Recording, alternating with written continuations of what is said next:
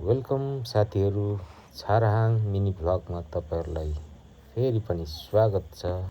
शङ्खसभा मकालु गाउँपालिका 3 स्थितमा रहेको इलाका प्रहरी कार्यालय हेदाङमा शङ्खसभाको नवनिर्मित कार्यालय भवनको उद्घाटन कोशी प्रदेश प्रहरी प्रमुख प्रणामणि विनोद घिमिरेज्यूको प्रमुख आतिथ्यमा कार्यक्रम सम्पन्न भएको छ।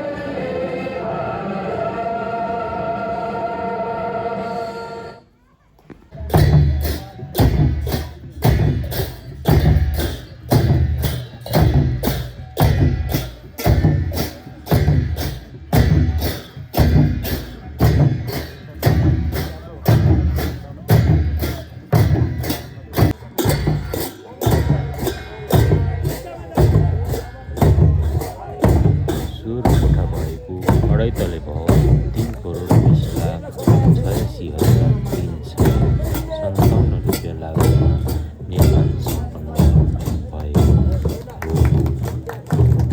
कार्यालय प्रमुख कक्ष, एटाच शौचालय सुविधा सहितको महिला तथा पुरुष हिरासत कक्ष, गार्ड कक्ष, आर्थिक प्रशासन शाखा र अनुसन्धान कक्ष रहेको भने पहिलो तल्लामा जुनियर प्रहरी अधिकृत ब्यारेक, एटाच शौचालय सुविधा सहितको महिला ब्यारेक र पुरुष ब्यारेक रहेको छ। स्थापना गराउनुभयो।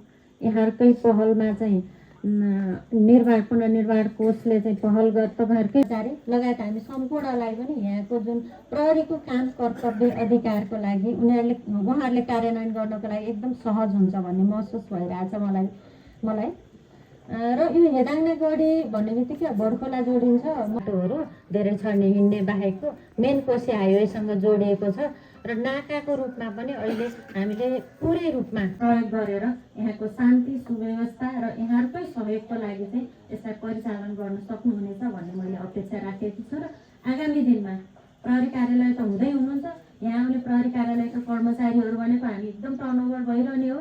आज एक वर्ष बस्छौँ, अर्को वर्ष अर्कै आउनुभएको यो प्रहरी यो जनशक्तिको प्रहरी जनशक्तिको समस्या मकालु गाउँपालिकामा चाहिँ विशेष परेको कारणले गर्दाखेरि यो मकालु गाउँपालिका वडा नम्बर 1 र 6 र मान्छेमा जस्ता ठाउँहरूमा प्रहरी व्यवस्थापनका लागि मकालु गाउँपालिकाले के कस्ता खालका अन्य कदमहरू चल्नुपर्छ यसका लागि निःशुल्क जग्गा प्रदान गर्नुहुने सहयोगी दाताहरूलाई दोसल्ला ओढाई प्रशंसा पत्रले सम्मान गर्नुभएको थियो।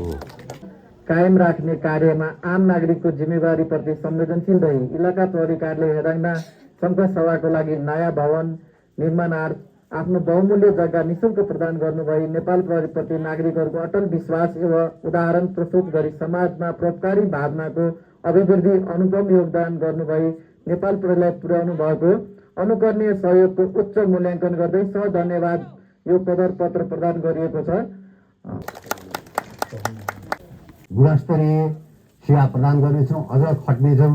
हुन त प्रहरीहरू हेर्नुहोस्, हामी धेरै भौतिक सुविधाहरूको त्यस्तो हामी त्यति गर्दैनौँ, किनकि हाम्रो जागिर सुरुवात नै अलिक दुःखबाट नै भएको हुन्छ। हामीले धेरै दुःख गरेका हुन्छौँ र हाम्रो जागिरी जीवनमा पनि हाम्रो अरूको जस्तो घर परिवारसँग बस्ने त्यस्तो किसिमको सुख सुविधा पनि हुँदैन। ती कुराहरू हामीले आफ्नो बलिदान पनि दिएका हुन्छौँ र मात्र हामीलाई के छ, हामीलाई जनताहरूको माया चाहिन्छ, तपाईँहरूको साथ सहयोग चाहिन्छ।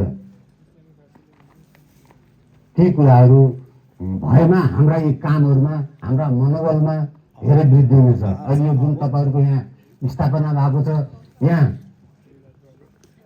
यो किसिमको हुन्छ कि अहिले प्रमुख जिल्ला अधिकारी भन्दा अहिले त इलाका प्रहरी कार्यालय छ, अब तपाईँहरूको मेयरले यहाँ चाहिँ इलाका प्रशासन कार्यालय पनि आउनुहुन्छ। कानुन तपाईँहरूले बनाइदिनु भएको हुन्छ, प्रहरीले यी हाम्रो स्थानीय प्रतिनिधि तपाईँहरूले चुनेर पठाउनु भएको हुन्छ माथि संसदमा, उहाँहरूले बनाएको कानुन हुन्छ, त्यो कानुनलाई चाहिँ हामीले चाहिँ कार्यान्वयन गर्ने हो। प्रहरीले आफै कानुन बनाउँदैन, जुन एउटा देशको संविधान छ, ऐन कानुनहरू छ, त्यो कानुनहरूलाई चाहिँ हामी कार्यान्वयन गर्छौँ र त्यो कार्यान्वयन गर्दाखेरि त्यसले चाहिँ एउटा समाजमा शान्ति सुरक्षा कायम गर्ने कुराहरू हो। त्यसैले ती शान्ति सुरक्षा कायम गर्ने कुरामा तपाईँहरूको धेरै हामीलाई सहयोग छ। तपाईँहरूको माया ममताले यी दूर ठाउँबाट पनि कति टाढाबाट पनि यहाँ बैठा छन्, उनीहरूलाई कुनै किसिमको घर परिवारको अभाव महसुस हुँदैन र उनीहरू जहिले पनि आफ्नो काम कर्तव्यमा लाग्छन्। र म यहाँका प्रहरी निरीक्षकलाई यहाँको टिमलाई पनि निर्देश दिन चाहन्छु, यहाँका जनताहरूको मन जितेर काम गर्ने। हाम्रो सबै कुनै शत्रु कोही छ भनेदेखि त्यो अपराध हो, त्यो अपराधीहरू हुन् जसमा चाहिँ सबै जनताहरूले त्यस्तालाई कानुन के अरे अपराधमा त्यसलाई कानुनमा जुन कारवाही गर्नको लागि सबैको सहयोग रहन्छ।